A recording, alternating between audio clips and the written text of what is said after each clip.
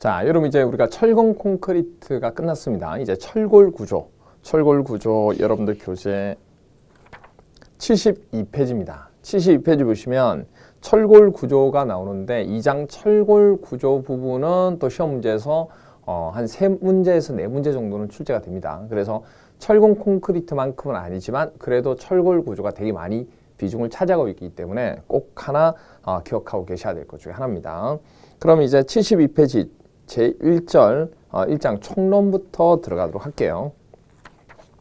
일반상 보시면 철골 구조에 대한 개념이 나오는데 철골 구조에 대한 장점하고 단점이 나옵니다. 철골 구조의 장점하고 단점 보시면 일단 재료가 공장에서 만들어서 가져오죠. 그럼 공장에서 만들어서 가져오니까 당연히 뭐죠? 균질이나 신뢰성이 높다는 거. 그렇죠? 그리고 공장에서 만들어 놓으니까 정밀도가 높은 구조물을 구축할 수 있다는 거. 그렇죠?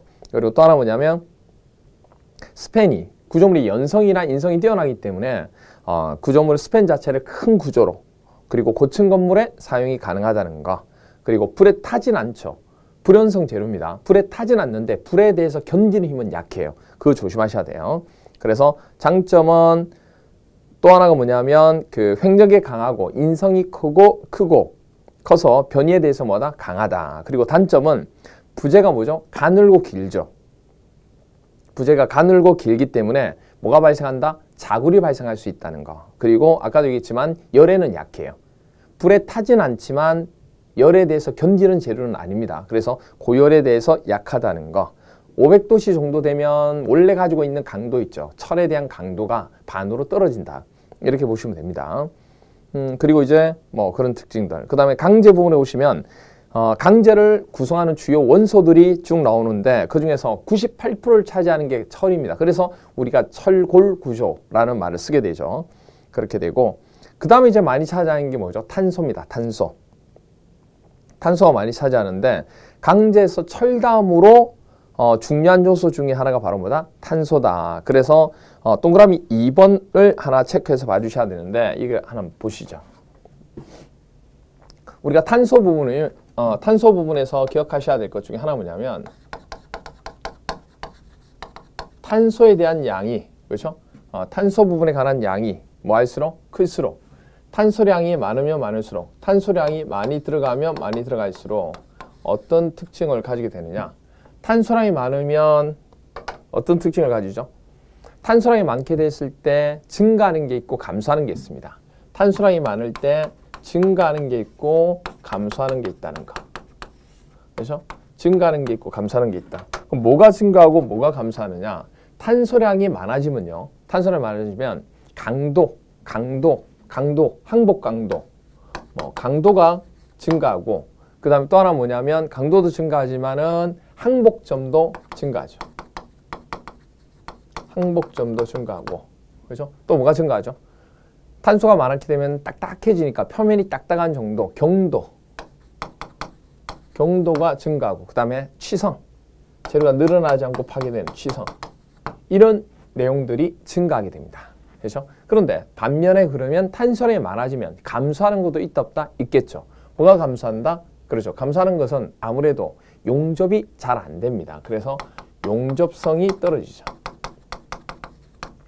용접성이 떨어지고 또 하나 감소하는 게 또 있죠. 뭐죠? 그렇죠. 인성이나 연성 자체가 인성이라든지 재료가 늘어나는 부분에 있어서 연성 그리고 늘어난 비율, 신율 그렇죠? 연신율 이런 것들이 뭐한다?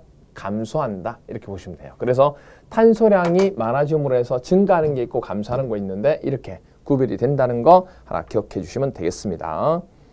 그 다음에 보시면 크롬 있죠. 크롬 밑에 보시면 크롬은 니켈하고 구리하고 함께 부식을 방지하기 위해서 쓰이는 화학 성분이다 이렇게 기억하시면 됩니다. 크롬은 니켈하고 구리와 함께 부식을 방지하는 데 쓰는 화학요소 중에 하나가 되고 그 다음 73페이지에 보시면 인하고 황 나오죠. 인하고 황이 나오는데 인하고 황은 원래 많이 들어가면 돼요? 안 돼요? 안 돼요. 왜냐하면 이걸 집어넣게 되면 취성이 증가하는 성분이 되기 때문에. 그런데 이걸 왜 집어넣냐면 우리가 강제를 자를 때 기계적인 가공을 해야 되잖아요. 그럼 표면이 잘 잘려야 돼요. 자르는데 표면이 잘 안 잘려, 깨끗하게 안 잘리면 안 되니까. 그래서 잘 자르게 하기 위해서 어느 정도의 치성은 들어가야 된다. 그래서 인하고 황을 집어넣는다. 이렇게 보시면 되죠.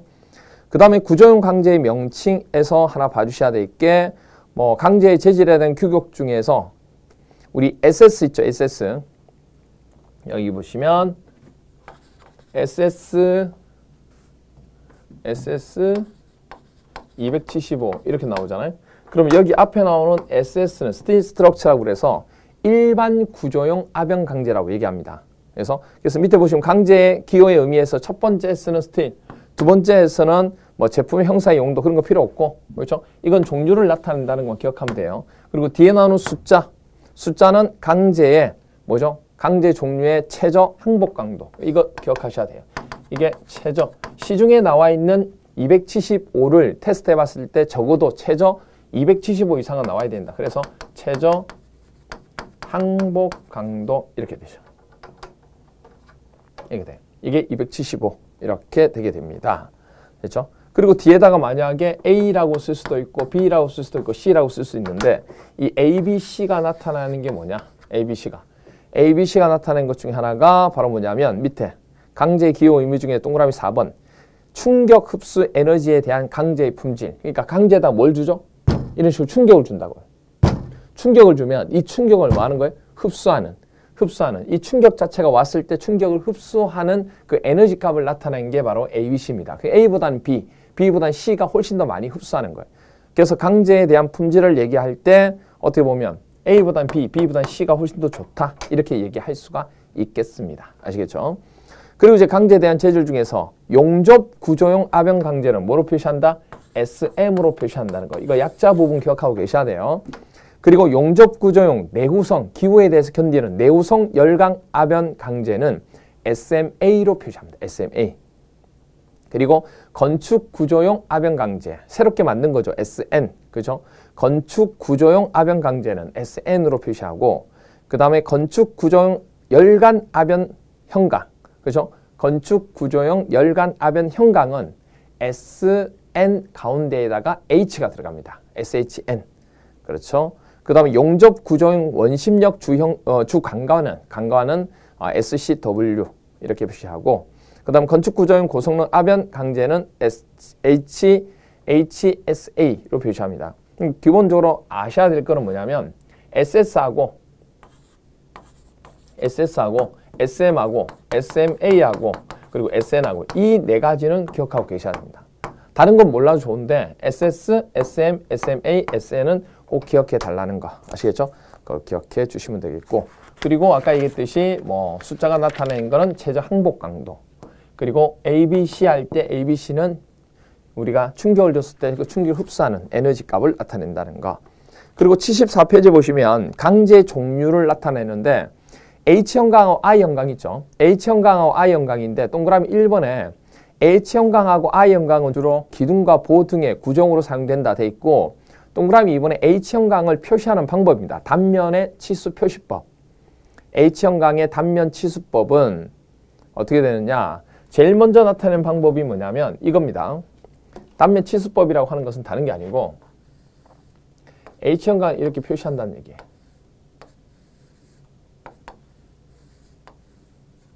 이렇게 표시하죠. 그리고 여기다가 표시를 하겠죠. 그렇죠? 표시를 합니다. 여기가 A이고 여기가 B이고, 그렇죠? 이렇게 표시하고, 예를 들어서 이게 보통 우리가 이런 명칭은 알고 계셨는데 우리가 이 가운데 있는 부분을 뭐라고 그래요? 외부라고 얘기합니다. 외부. 가운데 부분을 뭐라고 한다? 외부. 그리고 양쪽에 날개처럼 달려있는 부분이 있죠. 이 날개처럼 달려있는 부분을 프렌지라고 부릅니다. 프렌지. 됐나요? 가운데 부분을 외부라고 얘기하고 위아래 날개처럼 달려있는 부분 뭐라 한다? 프렌지. 그죠? 그럼 이 외부의 두께를 T1이라고 그러고 프렌지 두께를 T2라고 얘기할게요. 그렇죠? 외부의 두께를 T1, 프렌지 두께를 T2라고 얘기할 때 여기 나와 있는 내용 중에서 표시하는 방법은 어떻게 표시한다? 그렇죠? 제일 먼저 표시하는 거는 강제 부분에 관한 뭐부터 표시해야 돼요? 강제에 대해서. 그렇죠? 에듀윌 유료 회원만의 특별한 서비스.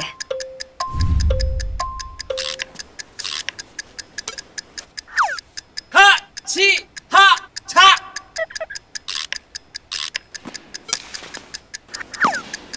하치하차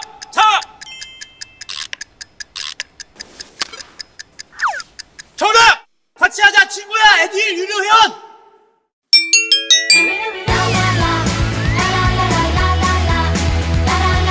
친구 소개하고 현금 받는 혜택. 오직 에듀윌 유료 회원에게만. 에듀윌.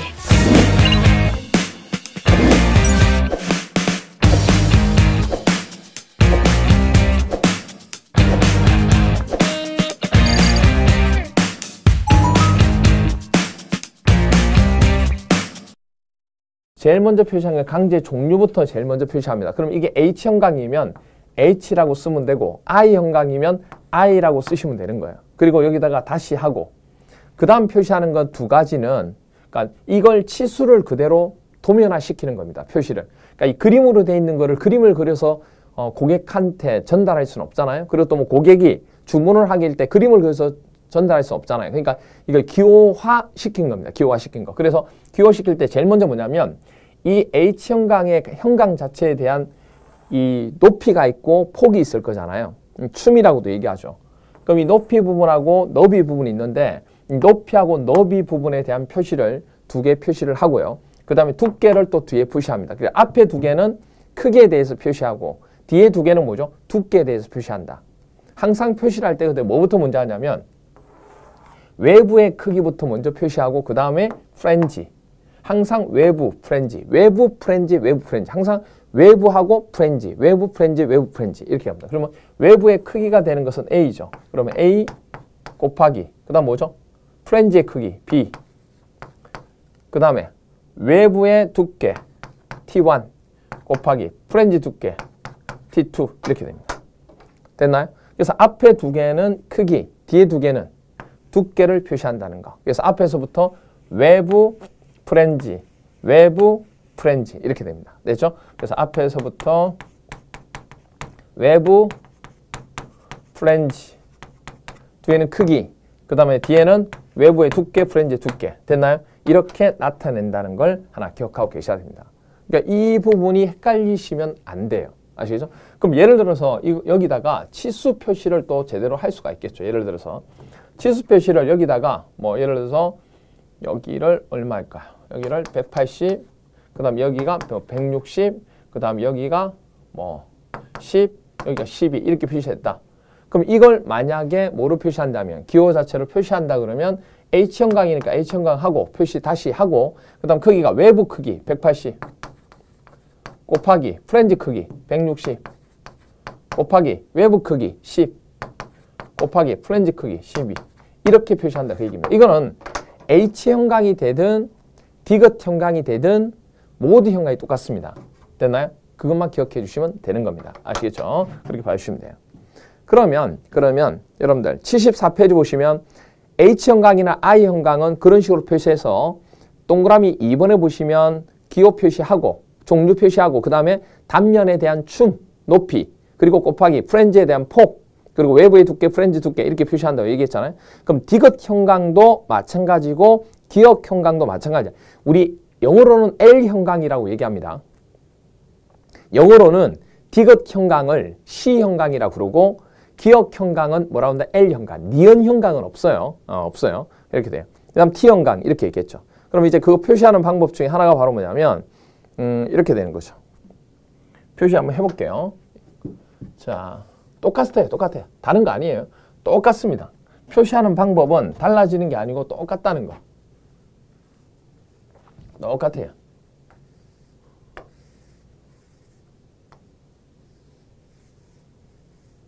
자, 이렇게 표시하면 여기에 예를 들어서 치수 표시가 얼마 정도 할까요? 100 여기가 180 그다음에 얘네 두께가 뭐 12, 얘네 두께 10 이렇게 표시하죠. 그러면 이거를 표시하는 방법은 어떻게 돼요? 그렇죠? 표시하는 방법은 디귿 형광. 그렇죠?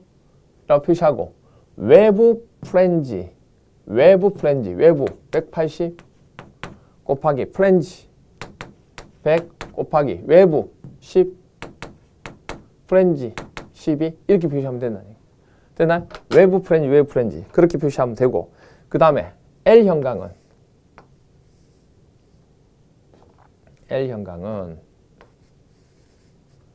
이렇게 표시해요. L 형광. 그렇죠? 이렇게 표시하게 되면 L 형광은 여기에 뭐 180 이렇게 표시하고 그 다음에 여기가 180 이렇게 표시하고 여기가 뭐 10 여기가 10 같잖아요. 그럼 이걸 표시할 때는 어떻게도 나타내냐면 이렇게도 표시합니다. L 형광이니까 L 형광 이렇게 표시하고요. 됐나요? L 형광 표시하고 그 다음에 외부 똑같죠? 플랜지 똑같아요. 그렇죠? 그리고 여기 두께가 똑같잖아요. 두께가 똑같으면 어떻게 하냐면 그냥 10 하나만 적어도 돼요. 다르면 이제 따로따로 쓰면 되는데 같으면 하나만 써도 상관이 없습니다. 됐나요? 이렇게 됩니다. 그렇죠? 그렇게 주어진다. 뭐 T형광도 마찬가지고요. 크게 달라진 건 없습니다. 그 다음 75페이지 보시면 강관도 뭐 따로 뭐 체크할 건 없고 그렇게 됩니다. 이렇게 되고 그 다음에 4번 강제의 성질 중에서 파송비 나오죠. 이건 아마 역학에서 여러분 배웠을 건데 파송비가 있고 파송수가 있습니다. 그렇죠? 파송비라고 하는 것은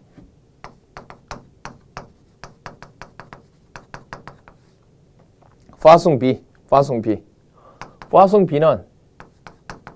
가로 변형 그렇죠? 가로 변형에다가 뭐죠? 세로 변형 이거를 나눈 겁니다. 그렇죠? 그래서 머릿속에 외울 때 이게 잘 안 외워지거든요. 역학에서도. 그래서 비가 새. 그렇죠? 비가 새. 그래서 파송이라는 사람이 비가 새는 걸 보면서 만들었다고 하는 얘기도 있어요. 그래서 비가 새 이렇게 돼. 비가 새. 그래서 파송 B는 가로 변형에다가 세로 변형을 나누게 되는 겁니다. 아시겠죠? 가로 변형. 그러니까 강제가 이렇게 있으면 잡아당기면 이런 식으로 변형이 생기잖아요. 그럼 이게 가로에 대한 변형이 되고 이게 뭐죠? 세로에 대한 변형이 되는 거죠. 이거 세로, 이거 가로. 됐나요? 그래서 이건 가로에 대한 변형, 세로에 대한 변형. 가로 변형과 세로 변형이 B를 나타내는 게 파송 B다. 그 얘기예요. 그렇죠?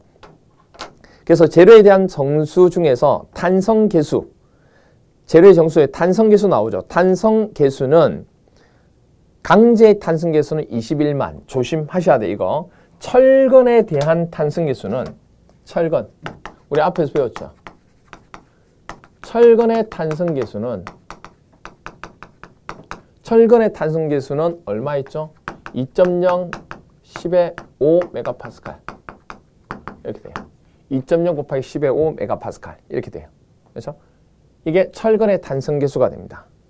그렇죠? 그렇게 되고 그 다음에 강제의 탄성계수는 얼마다? 21만. 이렇게 돼. 21만 메가파스칼. 됐나요? 강제의 탄성계수는 21만 메가파스칼이 된다는 거.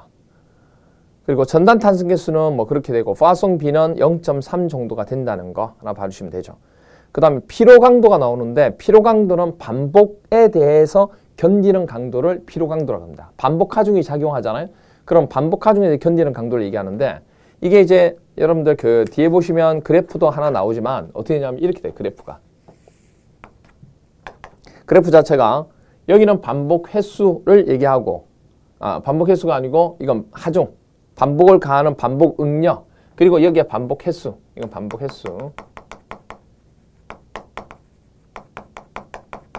횟수가 되고 S는 반복에 대한 뭐죠? 응력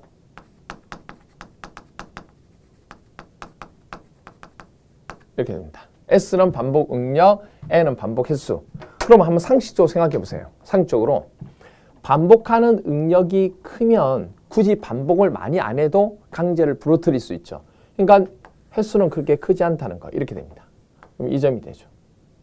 그런데 반복하는 응력의 값이 뭐하면 작으면 반복하는 횟수값이 많아져야 하지만 부재를 파괴시킬 수 있죠. 이렇게 됩니다. 그러면 이걸 그래프상에서 연결하면 이렇게 되죠. 그래프가 이렇게 돼요. 그럼 비례의 반비례? 비례는 이게 비례잖아요. 이거는 반비례가 되는 거죠. 그렇죠? 반비례. 그래서 보시면 알겠지만은 우리가 SN 곡선이라고 얘기하는데 반비례 관계. 그래서 반복하는 값이 크면 클수록 횟수값은 작아지고 반복하는 값이 작으면 작을수록 횟수값은 커지는 겁니다. 뭐하고 비슷하냐면 여러분들 그 바늘 있죠. 바늘 하나 가지고 코끼리를 죽일 수 있는 방법이 있죠. 바늘이 코끼리에 봤을 땐 너무 작은 거잖아요. 그렇죠? 그런데 그걸 가지고 코끼리를 죽일 수 있다고. 어떻게 죽어요? 죽을 때까지. 죽을 때까지 계속 찌릅니다. 그게 바로 뭐죠? 작은 응력값이지만 횟수는 많이 해야 된다. 그 얘기예요. 그 얘기입니다. 그 부분들. 그렇게 주어진다는 거.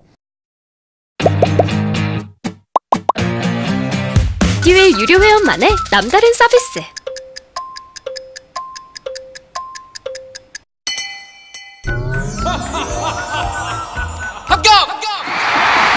합격하고 돈도 받는 혜택. 오직 에듀윌 유료 회원에게만. 에듀윌. 무료 합격!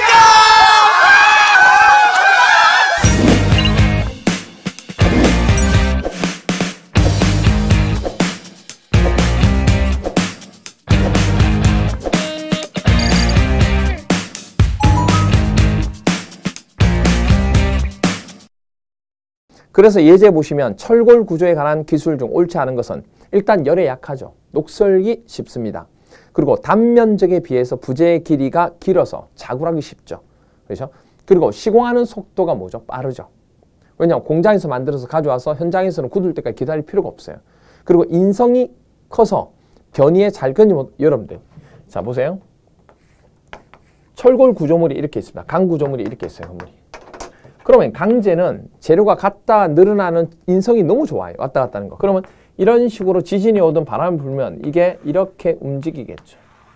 그럼 여기 있는 물체가 이쪽으로 위치가 바뀌는 겁니다. 이걸 뭐라고 그래? 변이. 물체의 위치가 바뀌는 것을 뭐라고 그래? 변이. 그럼 여기 있던 물체가 이쪽으로 바뀌는데 강재는 뭐가 좋아요? 인성이 크죠. 그럼 변이에 대해서 강해요? 약해요? 강할 수밖에 없죠.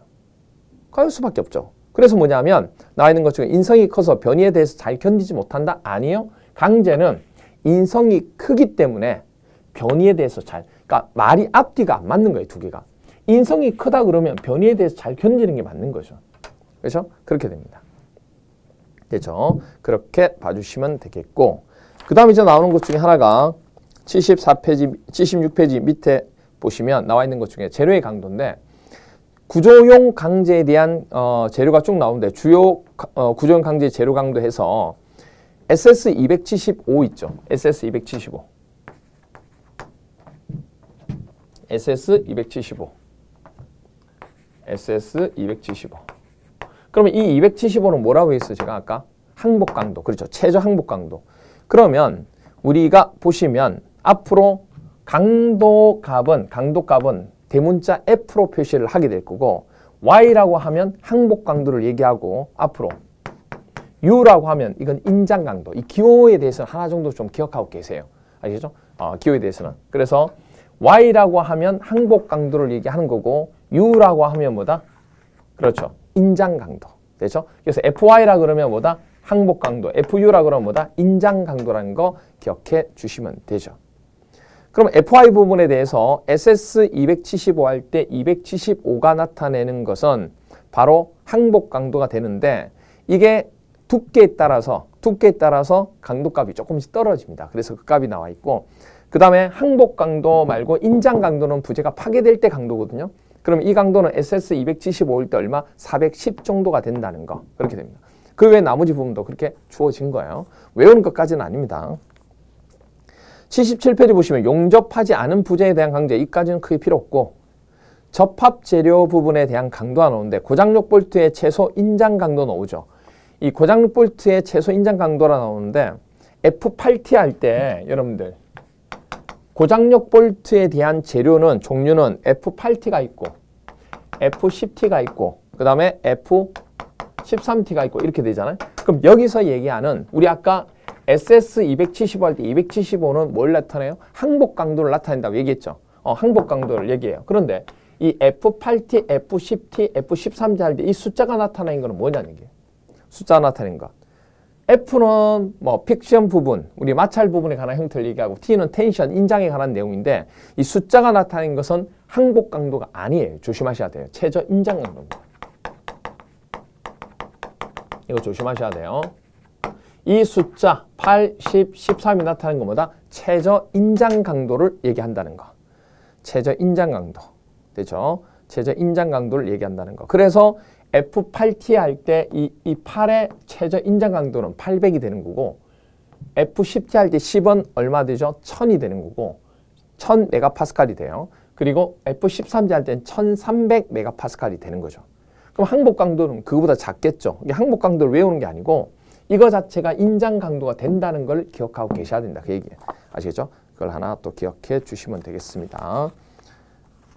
됐죠? 그렇게 보시면 되고 그 다음에 78페이지에 가로 3번 용접 이염 재료의 강도 그래서 1번 용접 이염 재료의 강도는 강제에 용접하고 난 뒤에 용접 후에 모재, 부재 있죠 부재 그 부재의 재료 강도 이상 돼야 된다. 아하 용접을 하는 그 강도는 부재의 강도보다는 커야 된다 그 얘기예요. 그렇죠? 얘기 그런 부분에 대한 설명이고 그리고 79페이지 보시면 뭐 어려운 문제는 거의 잘 없습니다. 어려운 문제는 거의 없고 4번 문제 보시면 다음 중에 철골 구조의 소송 한계와 관계없는 것은 소송의 상태까지 간다는 것은 뭐냐면 형상에 대한 부분이 파괴에 이르게 되는 개수값이 나와야 돼요. 그게 바로 형상 개수고 그게 소송의 한계까지 가게 된다면 소송에 대한 뭐죠? 한계값에 대한 형태가 소송 힌지.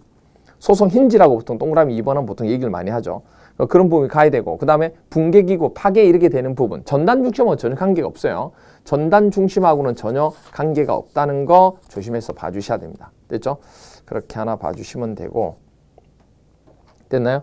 그렇게 봐주시면 되고 그 다음에 5번 문제는 일반 건축물에 적용하는 풍압력의 크기와 관계없는 거. 풍압력.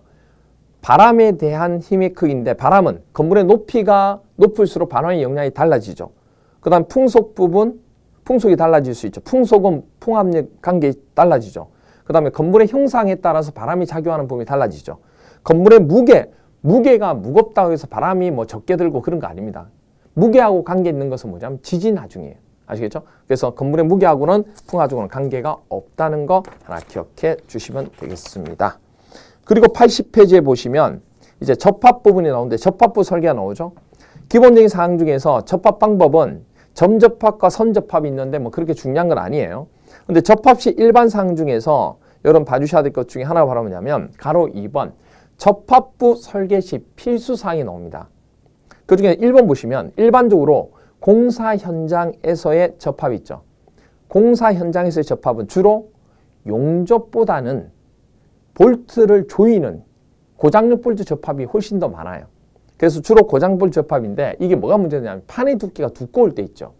판의 두께가 두꺼우면 볼트를 집어넣어서 조여서 하기에는 힘들 수가 있어요. 힘을 전달 다 못하니까. 그때는 어쩔 수 없이 용접을 합니다. 그래서 원칙은 고장력 볼트 접합이지만 판의 두께가 뭐 할 때 두꺼운 후판 부재의 접합인 경우에는 뭐 한다?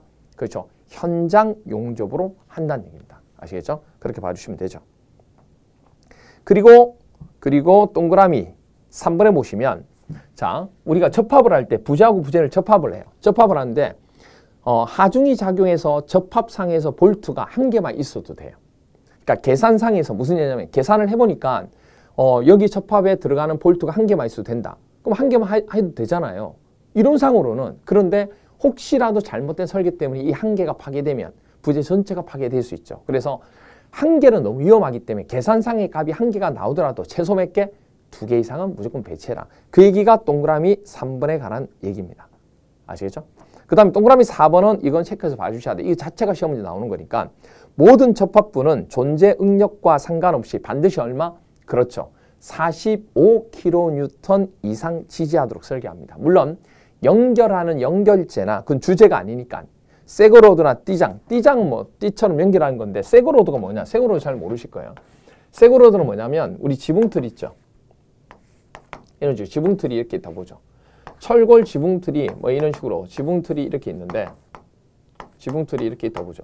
그럼 지붕틀을 연결하기 위해서 여기 중간에 가는 마룻대라고 하는 부분이 있고 중간중간마다 가게 되는 중돌이라는 게 이렇게 있습니다. 중돌이가 이렇게 들어가요. 근데 이때 중돌이하고 중돌이 사이의 간격이 길 때 이게 휘어질 수 있거든요. 그때 이걸 연결시켜주는 이 녀석을 우리는 뭐라고 한다? 세그로드라고 얘기합니다. 이걸 세그로드. 아시겠죠? 이걸 세그로드다. 이렇게 얘기합니다. 됐나요? 그렇게 하나 봐주시면 되죠. 근데 중요한 건 이제 그거보다도 뭐죠? 모든 접합부는 존재 응력과 상관없이 반드시 얼마? 접합부에는 45kN 이상 지지하도록 설계한다는 거. 아시겠죠? 45kN 이상 지지하도록 설계한다는 거. 그렇게 하나 봐주시면 되죠. 그렇게 봐주시면 되고 그 다음 이제 81페이지에 보시면 나와 있는 것 중에서 볼트 접합 중에서 우리 뭐가 나오죠? 일반 볼트 접합에 대해서 나오는데 일반 볼트 접합은 여러분들 장점하고 단점 부분이 나오는데 장점하고 단점 부분 중에서 일반 볼트는 뭐 그렇게 중요하지는 않는데 뭐 단점이 보시면 너트가 잘 풀린다는 거 그거 정도 하나만 좀 체크해주고 반복이나 진동에 대해서 쓸 수가 없다는 거 그거 하나 봐주시면 되겠습니다. 그리고 사용 제한 중에서 진동, 충격 또는 반복률을 받는 접합부에는 볼트 사용 불가하다 돼 있죠. 그리고 일반 볼트는 영구적인 구조물에는 사용한다, 사용하지 못하고 가체결용으로만 쓰겠다는 얘기예요. 그러니까 구조용으로 힘을 많이 받는 곳에는 쓸 수가 없다는 개념이 일반적인 특징이다. 그렇게 보시면 되겠습니다. 아시겠죠? 다른 특징은 뭐 크게 딱히 없고 그 정도만 해서 봐주시면 될 것 같습니다. 됐나요? 그 정도 조금 체크해서 봐주시면 되겠네요. 그래서 그 정도 부분 해서 우리가 정리를 하면 되겠습니다. 그래서 우리가 처음에는 철골 구조에서는 앞부분에 대해서 기본적인 총론 개념 가지고 설명을 좀 드렸고 조금 쉬었다가 이제 접합에 대한 본격적인 내용 가지고 좀 설명을 드리도록 하겠습니다. 조금 쉬었다 들어가도록 하겠습니다.